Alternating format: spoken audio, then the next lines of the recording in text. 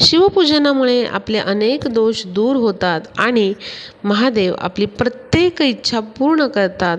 जो कोणी मनोभावे शिवशंभो शंकरांचे पूजन करतो त्याची प्रत्येक इच्छा महादेव पूर्ण करतात। पण शिवपूजनामध्ये काही वस्तूंचा वापर हा वर्ज्य समजण्यात आलेला आहे।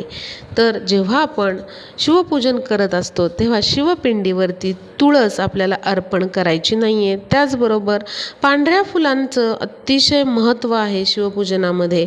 पण केतकीची जी फुलं आहेत ती शिवपिंडीवरती कधीही आपल्याला अर्पण करायची नाही आहेत। त्याचबरोबर हळद कुंकू हे देखील आपल्याला शिवपिंडीवरती कधीच वाहायचं नाही आहे। त्याचबरोबर हळद कुंकू लावलेल्या अशा अक्षता ज्या असतात त्या आपल्याला शिवपिंडीवरती अर्पण करायच्या नाहीत, तर फक्त आपल्याला सफेद अखंड असे तांदूळ शिवपिंडीवर अर्पण करायचेत।